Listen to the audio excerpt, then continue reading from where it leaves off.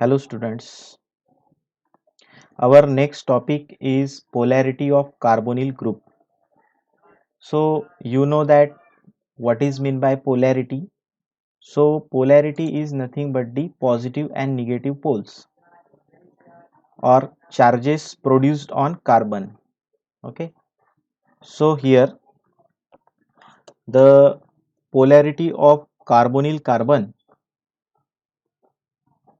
originates from higher electronegativity of oxygen relative to carbon as well as resonance effect as shown. तो इसमें जो polarity है वो polarity depend रहती है कि ये जो ऑक्सीजन है इसका ये इलेक्ट्रोनेगेटिव ज़्यादा होता है और ये जो कार्बन होता है ये इलेक्ट्रो पॉजिटिव होता है। ओके, ये इलेक्ट्रोनेगेटिव होता है ज़्यादा, मतलब ऑक्सीजन की जो इलेक्ट्रोनेगेटिविटी है वो ज़्यादा होती है एज कंपेयर टू कार्बन। और इनमें रेजोनेंस इफेक्ट भी दिखता है, ये है रेजोनेंस स्ट्रक्चर। ओके, तो यहाँ पे जो पेयर है इलेक्ट्रॉन्स की, ये पेयर ये यहाँ पे भी जाती है और फिर के घूम के यहाँ पे भी आ जाती है। ओके, तो यहाँ देख सकते हो ये स्ट्रक्चर और ये स्ट्रक्चर। तो ये क्या है, रेजोनेंस स्ट्रक्चर है। मेजरली ऐसे रहता है स्ट्रक्चर और माइनरली ऐसे रहता है। ओके, तो यहाँ पे क्या हो रहा है, यहाँ पे ये जो इलेक्ट्रॉन की पेयर अगर इस बॉन्ड ने दे दी, यहाँ पे ये दो बॉन्ड है तो एक बॉन्ड ब्रेक होके इलेक्ट्रॉन पेयर यहाँ पे दी जाएगी तो सिंगल बॉन्ड रहेगा। दो बॉन्ड ब्रेक होने के बाद मतलब दो बॉन्ड में से एक बॉन्ड ब्रेक होगा और वो बॉन्ड जो है वो बॉन्ड में जो इलेक्ट्रॉन पेयर है वो ऑक्सीजन को दी जाएगी या ऑक्सीजन खुद से वो ले लेगा। तो ये निगेटिव चार्ज एक्वायर करेगा और दो बॉन्ड के एक बॉन्ड रह गए और कार्बन, मतलब कार्बन के ऊपर तो पॉजिटिव चार्ज आएगा ही क्योंकि यहाँ पे इलेक्ट्रॉन लॉस हुए हैं या इलेक्ट्रॉन चले गए हैं, इलेक्ट्रॉन पेयर डोनेट की है ऊपर। तो ये हो गया रेजोनेंस इफेक्ट। आपको पता है रेजोनेंस इफेक्ट कैसे होता है, तो ये है रेजोनेंस। ओके, तो यहाँ पे इंटर कन्वर्टेबल स्ट्रक्चर्स है कार्बोनिल कार्बन की। और यहाँ पे एक फर्क यही है कि यहाँ पे इलेक्ट्रॉन जो है वो डोनेट किए जा रहे हैं या ऑक्सीजन जो है वो इलेक्ट्रॉन लविंग या इलेक्ट्रॉन अट्रैक्ट कर रहा है। ओके, तो इस तरह से ये स्ट्रक्चर है उसका। ओके, तो हम डायग्राम की मदद से समझने की कोशिश करते हैं कि ये कैसे है। ओके,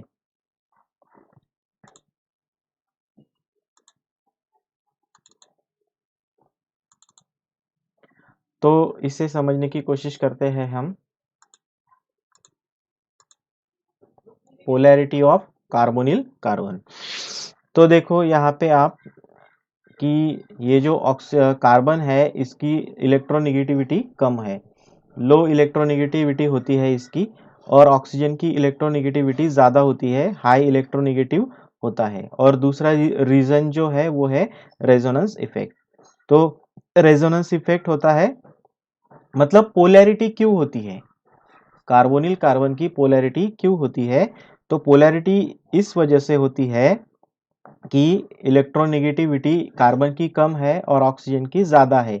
इस वजह से वो जो है कार्बन इलेक्ट्रॉन डोनेट करता है। ये जो कार्बन है ये इलेक्ट्रॉन क्या करता है, डोनेट करता है, और इलेक्ट्रॉन डोनेट करके वो इलेक्ट्रॉन डेफिशिएंट बन जाता है, इलेक्ट्रॉन डेफिशिएंट बन जाता है और पॉजिटिव चार्ज वो एक्वायर करता है।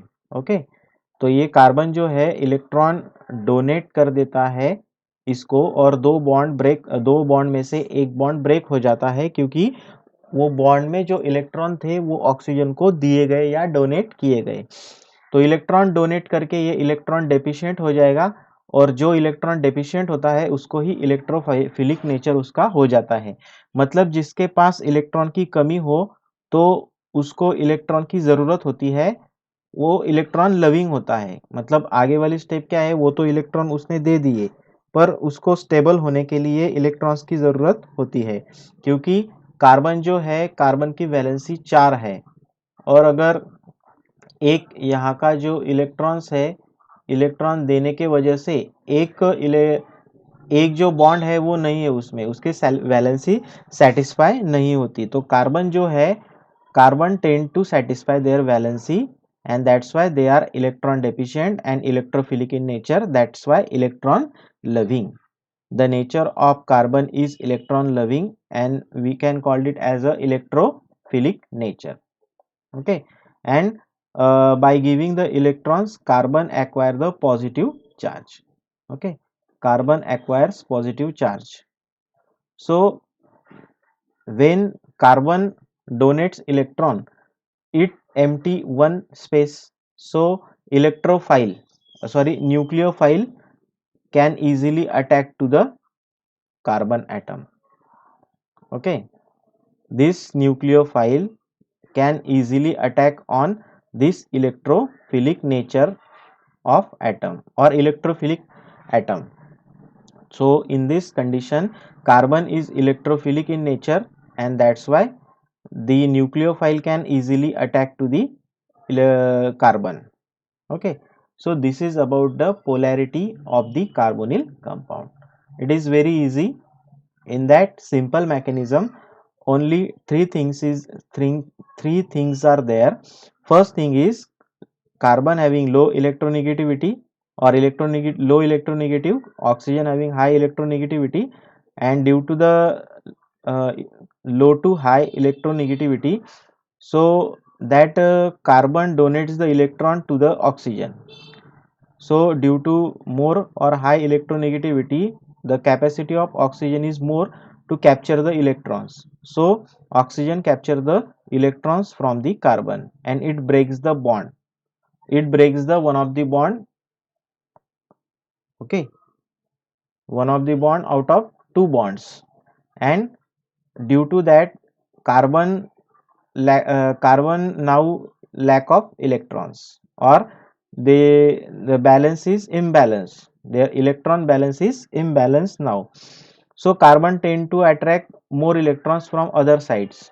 Okay, so carbon is free to accept the electron from other elements and that's why nucleophile can easily attack on the carbon. So this is the mechanism of polarity of carbonyl group. That's why there is a polarity. तो यहाँ पे क्या होता है, carbon जो है वो electron donate करने की वजह से उस पर पॉजिटिव चार्ज आता है और ऑक्सीजन इलेक्ट्रॉन एक्सेप्ट करने की वजह से उस पर निगेटिव चार्ज आता है. तो अल्टीमेटली ये ऑक्सीजन फिर से कार्बन को दे सकता है. तो ये रेजोनेंस इफेक्ट है. तो ये जो इलेक्ट्रॉन डोनेशन और इलेक्ट्रॉन एक्सेप्टेंस की वजह से जो कार्बन और ऑक्सीजन दो एटम जो है उनके ऊपर चार्जेस तैयार होते हैं. जैसे कि कार्बन के ऊपर पॉजिटिव चार्ज तैयार होता है और ऑक्सीजन के ऊपर निगेटिव चार्ज तैयार होता है. तो इस वजह से दो पोल तैयार होते हैं या पोलैरिटी उसकी तैयार होती है, पॉजिटिव या निगेटिव पोलैरिटी उसकी तैयार होती है. तो इस तरह से वो हम डिस्कस कर सकते हैं कि पोलैरिटी कैसे है कार्बोनिल ग्रुप की. तो नेक्स्ट पॉइंट हम देखते हैं, ये फिजिकल प्रॉपर्टी में जो लास्ट वाला पॉइंट था वो हमने देखा. उसके बाद reactivity, physical state boiling point and solubilities of carboxylic acid, उसमें हमने देखा पोलैरिटी ऑफ कार्बोनिल ग्रुप. तो इसमें लास्ट वाला जो पॉइंट है वो देखते हैं, फिर बाद में केमिकल रिएक्शन चालू होगा. तो reactivity of aldehydes and ketones. तो अल्डिहाइड एंड कीटोन की रिएक्टिविटी के बारे में हम देखेंगे. Okay, reactivity.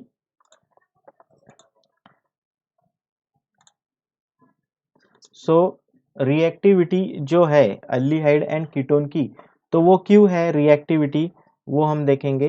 रिएक्टिविटी क्यों है.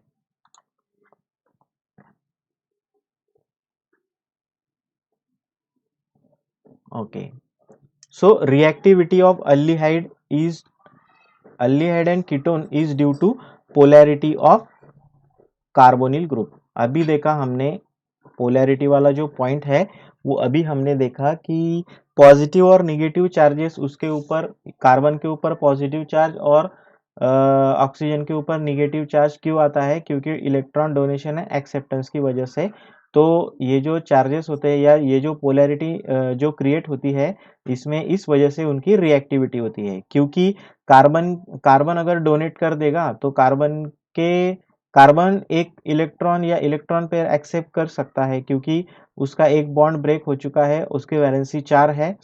तो वो एक इलेक्ट्रॉन एक्सेप्ट करने की कोशिश करेगा, एक पेयर इलेक्ट्रॉन की एक्सेप्ट करने की कोशिश वो करेगा और उसकी वैलेंसी वो सेटिस्फाई करने की कोशिश करेगा। इस वजह से रिएक्टिविटी जो है वो कार्बोनिल ग्रुप के वजह से ही होती है। जो पोलैरिटी होती है कार्बोनिल कंपाउंड की या कार्बोनिल ग्रुप की, उसकी वजह से उसकी रिएक्टिविटी होती है। Which results in electrophilicity of carbon. तो कार्बन की इलेक्ट्रोफिलिसिटी जो है वो, अभी इलेक्ट्रोफिलिसिटी मतलब क्या, तो मैं आपको बताता हूँ उसका मतलब।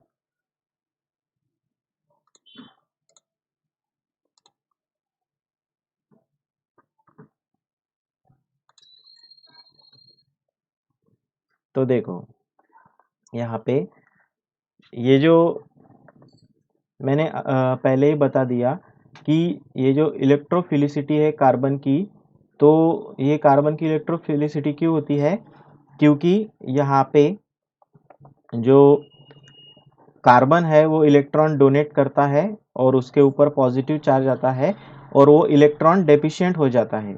इलेक्ट्रॉन डेफिशिएंट होने से उसका नेचर इलेक्ट्रोफिलिक हो जाता है, मतलब वो इलेक्ट्रॉन को अट्रैक्ट करने की कोशिश करेगा। पहले वो इलेक्ट्रॉन लविंग नहीं हो सकता, पर वो इलेक्ट्रॉन डोनेट करने के बाद उसको इलेक्ट्रॉन की ज़रूरत होती है, इस वजह से उसका नेचर जो है वो इलेक्ट्रॉन लविंग हो जाता है। तो हम बोल सकते हैं in general aldehydes are more reactive than ketone towards nucleophilic attack. Okay, तो इसको हम एक्सप्लेन करते हैं कि अल्डिहाइड जो है वो अल्डिहाइड एंड कीटोन में अगर बात की जाए तो अल्डिहाइड ज़्यादा रिएक्टिव होता है कीटोन से। किस बारे में? Reactivity towards nucleophile. न्यूक्लियोफाइल जो है उससे जब रिएक्शन होती है तो उसमें अल्डिहाइड ज़्यादा रिएक्टिव होता है कीटोन के कंपेयर में। तो उसके कुछ रीज़न है, दो रीज़न है, तो वो कौन से रीज़न है वो हम देखेंगे। समझा आपको? ये पहली बात जो है कि रिएक्टिविटी जो है अल्डिहाइड और कीटोन की वो डिपेंड होती है पोलैरिटी के ऊपर।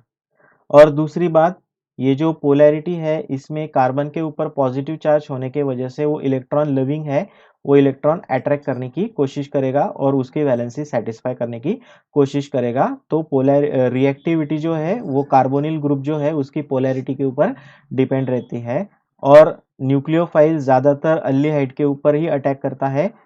तो उसका रीज़न भी मैं बताऊंगा, क्योंकि उसकी रिएक्टिविटी ज़्यादा क्यों है उसके मैं रीज़न आपको बताता हूँ।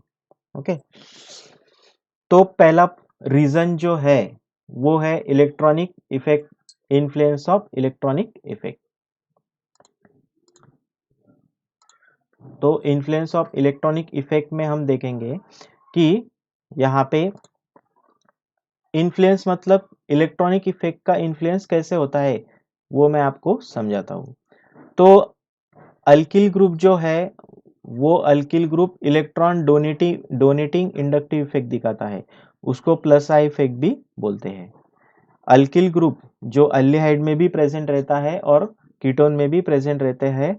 तो अल्डिहाइड ग्रुप जो अल्डिहाइड और कीटोन में दोनों में अल्किल ग्रुप प्रेजेंट रहते हैं, तो वो इलेक्ट्रॉन डोनेटिंग इंडक्टिव इफेक्ट दिखाता है। मतलब वो जो अल्किल ग्रुप है वो इलेक्ट्रॉन डोनेट करता है कार्बोनिल कार्बन को। अभी मैंने बात की कि जो कार्बोनिल कार्बन है उसके ऊपर पॉजिटिव चार्ज है और वो इलेक्ट्रोफिलिक नेचर है, उसका इलेक्ट्रॉन लविंग नेचर है, तो वो किसी से इलेक्ट्रॉन तो लेगा ही। पर अल्डिहाइड और कीटोन दोनों के बारे में अगर बात की जाए तो अल्किल ग्रुप जो है वो कार्बन से बॉन्ड फॉर्म करता है। तो ये जो अल्किल ग्रुप है उसमें से जो इलेक्ट्रॉन्स है वो दिए जाते हैं कार्बोनिल कार्बन को। ओके, कार्बोनिल कार्बन को इलेक्ट्रॉन दिए जाते हैं, तो वो इलेक्ट्रॉन डोनेट करता है। यहाँ पे देखो हम कीटोन और अल्डिहाइड दोनों का कंपैरिजन भी देखेंगे। तो ये कीटोन है, ketone, in ketone there are two bulky alkyl groups. यहाँ पे दो अल्किल ग्रुप्स है और दोनों इलेक्ट्रॉन डोनेट करते हैं कीटोन के कार्बोनिल कार्बन को। ओके, कीटोन में दो अल्किल ग्रुप होते हैं और ये जो दो अल्किल ग्रुप है ये इलेक्ट्रॉन डोनेट करते हैं कार्बन को, मतलब दो पेयर इलेक्ट्रॉन की डोनेट होगी कार्बन को। ओके, तो कार्बन जो है वो इलेक्ट्रॉन डेफिशिएंट होता है। ओके, तो इलेक्ट्रॉन डेफिशिएंट होने के वजह से उसमें पॉजिटिव पोलैरिटी होती है और इलेक्ट्रोफिलिसिटी उसकी डिक्रीज होती है। ओके, तो ये जो अल्किल ग्रुप है डोनेटिंग इंडक्टिव इफेक्ट दिखाता है। और कीटोन में 2 इलेक्ट्रॉन्स होते हैं, electron donating alkyl groups. Ketone has 2 electron donating alkyl groups bonded to carbonyl carbon which are responsible for decreasing its positive polarity and electrophilicity. तो यहाँ पे क्या हो रहा है, अगर ये अल्किल ग्रुप में से इलेक्ट्रॉन अगर कार्बोनिल कार्बन को डोनेट होता है तो उसकी जो पॉजिटिव पोलैरिटी है वो डिक्रीज होगी ना, क्योंकि इलेक्ट्रॉन आने से पॉजिटिव चार्ज कम होता है। इलेक्ट्रॉन आने से पॉजिटिव चार्ज क्या होगा, कम होगा। तो अल्किल ग्रुप ने इलेक्ट्रॉन कार्बोनिल कार्बन को देने के वजह से उसका जो कार्बन का जो पॉजिटिव चार्ज है वो कम होगा, in the sense positive polarity में कमी आएगी या वो डिक्रीज होगा। और दूसरी बात, उसको इलेक्ट्रॉन की कमी थी, इस वजह से उसका नेचर कैसा था, इलेक्ट्रॉन लविंग नेचर था। तो इलेक्ट्रॉन देने के वजह से अल्किल ग्रुप ने उसका जो नेचर है इलेक्ट्रॉन लविंग वो भी कम हो जाएगा। इलेक्ट्रॉन लविंग जो नेचर है उसका कम होने की वजह क्या है, क्योंकि अल्किल ग्रुप इलेक्ट्रॉन डोनेट करेगा कार्बन को। ओके, तो ये कीटोन के बारे में हमने देखा कि इस तरह से उसका जो इन्फ्लुएंस है इलेक्ट्रॉनिक इफेक्ट का वो होता है। इस वजह हम देख रहे हैं कि रिएक्टिविटी अल्डिहाइड की ज़्यादा क्यों है कीटोन से, वो देख रहे हैं। तो यहाँ पे हमने देखा, पहले बात को समझो आप कि कीटोन में 2 अल्किल ग्रुप रहते हैं और वो दोनों के दोनों जो इलेक्ट्रॉन्स है वो डोनेट करते हैं कार्बन को, और कार्बन को इलेक्ट्रॉन डोनेट करने के वजह से वो इलेक्ट्रॉन डेफिशिएंसी में कमी आती है, मतलब इलेक्ट्रॉन बढ़ते हैं, उसका पॉजिटिव पोलैरिटी भी कमी होती है उसमें, क्योंकि अगर इलेक्ट्रॉन डोनेट किए तो निगेटिव चार्ज बढ़ेगा और पॉजिटिव चार्ज कम होगा। तो इलेक्ट्रोफिलिसिटी मतलब इलेक्ट्रॉन लविंग नेचर जो है वो भी कम होता है, क्योंकि इलेक्ट्रॉन उसको मिल चुके हैं, तो इलेक्ट्रोफिलिसिटी नेचर जो है इलेक्ट्रॉन लविंग नेचर कम होता है। अल्डिहाइड के बारे में अगर बात की जाए, ओके, तो अल्डिहाइड में एक ही अल्किल ग्रुप रहता है और वो इलेक्ट्रॉन डोनेट करता है कार्बन को। ओके, तो इसके इलेक्ट्रोफिलिसिटी जो है इतनी डिक्रीज नहीं होती इसके कंपैरिजन में, मतलब इसको इलेक्ट्रॉन की जो भूख है वो अभी भी है। इसको जो इलेक्ट्रॉन की भूख थी, इलेक्ट्रॉन लविंग नेचर मतलब इलेक्ट्रॉन अट्रैक्शन की जो भूख थी वो इलेक्ट्रॉन मिलने के वजह से खत्म हो गई है।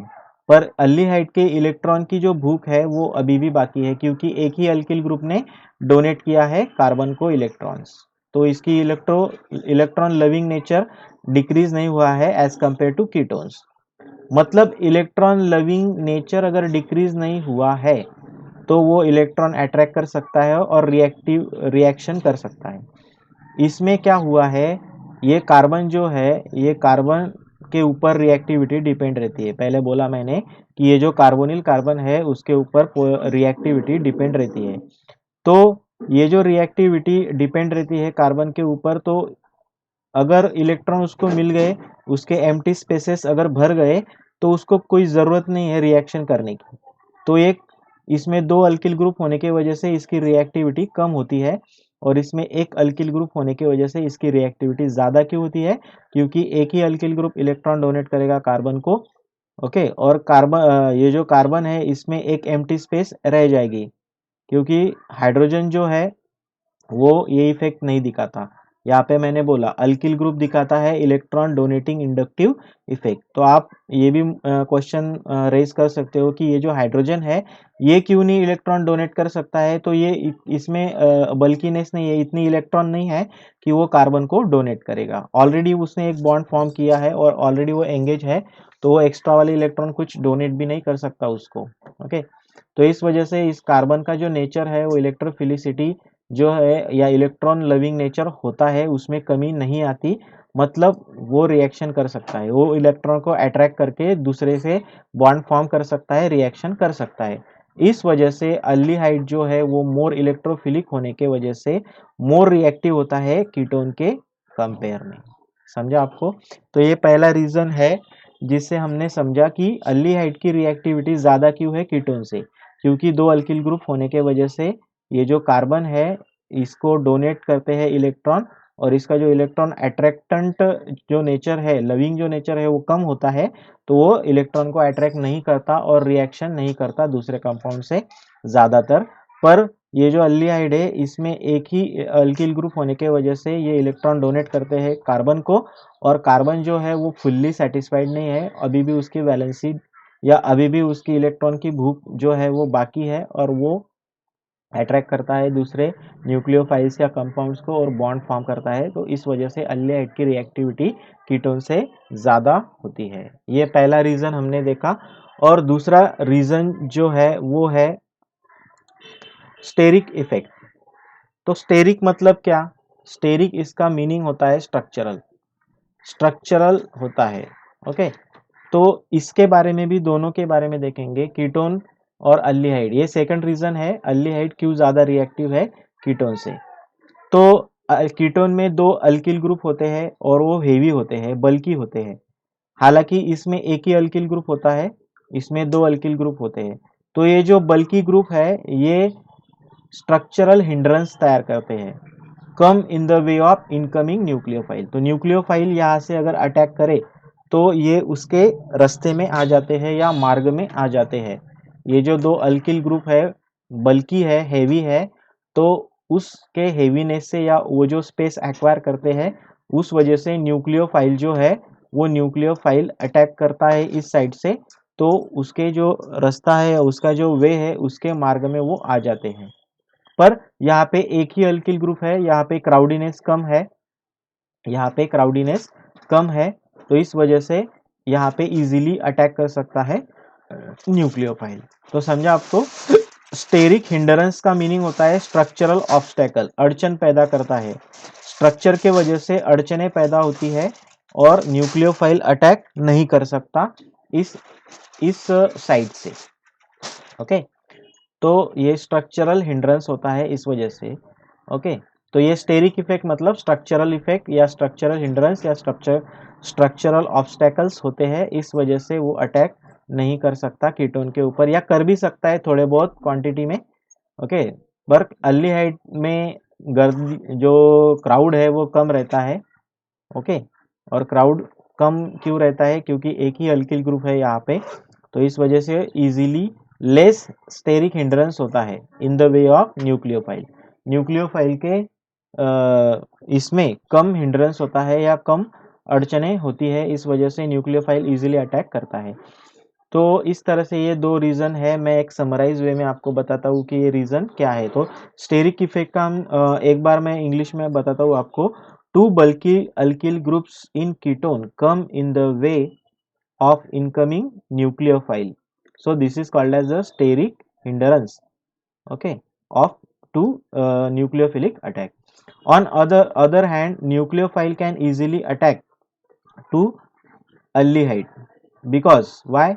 Because it has only one alkyl group and is less crowded or sterically less hindered. It is less crowded and less sterically hindered.